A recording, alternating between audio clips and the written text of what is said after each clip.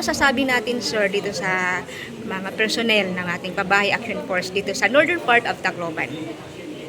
Unang-una, Ma'am Evelyn, napakaganda mo po. Actually, kanina pa kita napapansin. Bago nagsimula yung programa, may konting conversation kami kay CD, Colonel Hendigan. At ako'y humahanga paano na-conceptualize itong Pabahay Action Force. At timely lang po sa celebration natin ng sa kick-off ceremony natin sa National Crime Prevention Week na sila yung parang force multiplier natin ng PNP. Nakapaloob po doon yung pag-gather ng information. Dapat being the new regional director, kailangan kong bumaba doon sa kanila at kung po pwede po ako mismo yung mag-conduct ng seminar. Dadalhin ko po yung mga subject matter experts ng PNP Police Regional Office 8 para lalong palakasin at paigtingin itong kine-create nila na Police Action Force.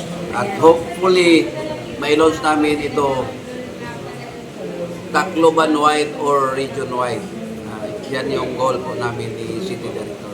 Thank you. Yan. Sir, any encouragement po para sa ating magigiting na Pabahay Action Force doon sa Cabalawan, northern part of Tacloban City? Sa mga magigiting na membro ng Action Force, Pabahay Action Force, ipangako ko po sa inyo na whatever support na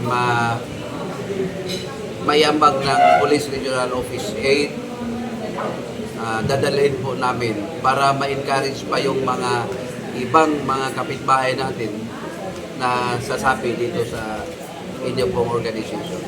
Sir, pahabol na tanong, since nag-celebrate po tayo ngayon ng 31st National Crime Prevention Week, ano po yung maipapayo natin sa ating mga kapulisan, lalong-lalong na dito sa Tacloban City po? I am very consistent kasi one of the most challenging part of being a police officer is itong ugali. The way we establish good rapport and working relationship doon sa community. Dapat si police hindi po is na biro. Dapat si police disiplinado, matulungin. At even beyond office hours or working hours, dapat si PNP handang maglingkod pagka may member ng community na lalapit at ang kailangan ng support.